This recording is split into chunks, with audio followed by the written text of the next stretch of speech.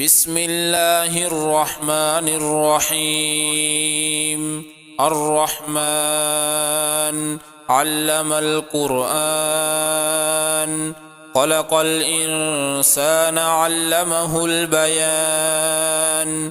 الشمس والقمر بحسبان، والنجم والشجر يسجدان. والسماء رفعها ووضع الميزان، ألا تطغوا في الميزان، وأقيموا الوزن بالقسط ولا تخسروا الميزان. والأرض وضعها للأنام، فيها فاكهة والنخل ذات الأكمام، والحب ذو العصف والريحان. فبأي آلاء ربكما تكذبان؟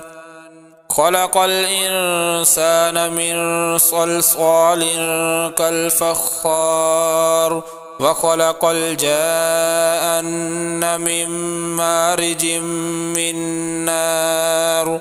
فبأي آلاء ربكما تكذبان؟ رب المشرقين ورب المغربين، فبأي آلاء ربكما تكذبان؟ مرج البحرين يلتقيان، بينهما برزخ لا يبغيان. فبأي آلاء ربكما تكذبان؟ يخرج منهما اللؤلؤ والمرجان. فبأي آلاء ربكما تكذبان؟ وله الجوار المنشآت في البحر كالأعلام. فبأي آلاء ربكما تكذبان؟ كل من عليها فان، ويبقى وجه ربك ذو الجلال والإكرام. فبأي آلاء ربكما تكذبان؟ يسأله من في السماوات والأرض، كل يوم هو في شأن. فبأي آلاء ربكما تكذبان؟ سنفرغ لكم أيها الثقلان. فبأي آلاء ربكما تكذبان؟ يا معشر الجن والإنس إن استطعتم أن تنفذوا من أقطار السماوات والأرض فانفذوا، لا تنفذون إلا بسلطان. فبأي آلاء ربكما تكذبان؟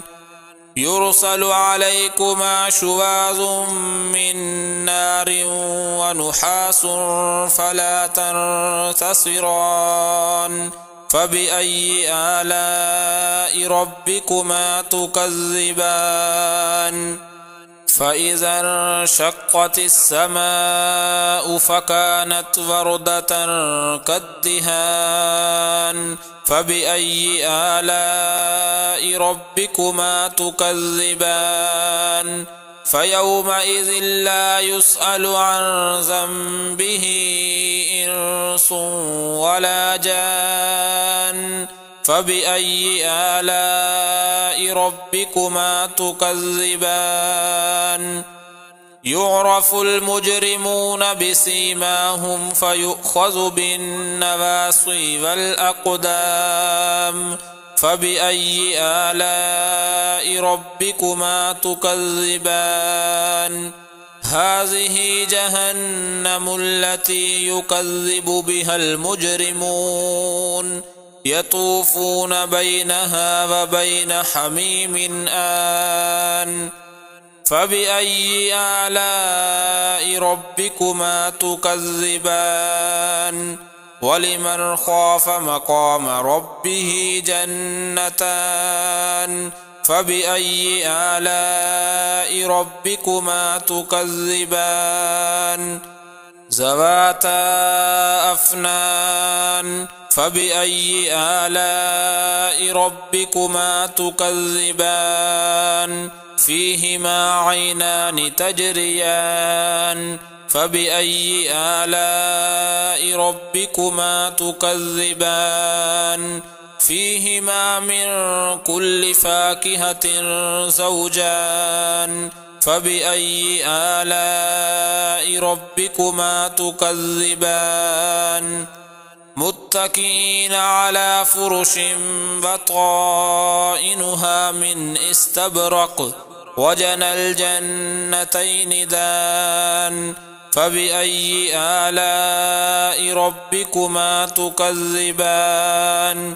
فيهن قاصرات الطرف لم يطمثهن إنس قبلهم ولا جان فبأي آلاء ربكما تكذبان كأنهن الياقوت والمرجان فبأي آلاء ربكما تكذبان هل جزاء الإحسان إلا الإحسان فبأي آلاء ربكما تكذبان ومن دونهما جنتان فبأي آلاء ربكما تكذبان مدهامتان فبأي آلاء ربكما تكذبان فيهما عينان نضاختان فبأي آلاء ربكما تكذبان فيهما فاكهة ونخل ورمان فبأي آلاء ربكما تكذبان فيهن خيرات حسان فبأي آلاء ربكما تكذبان حور مقصورات في الخيام فبأي آلاء ربكما تكذبان لم يطمثهن إنس قبلهم ولا جان فبأي آلاء ربكما تكذبان متكئين على رفرف خضر وعبقري حسان فبأي آلاء ربكما تكذبان تبارك اسم ربك ذي الجلال والإكرام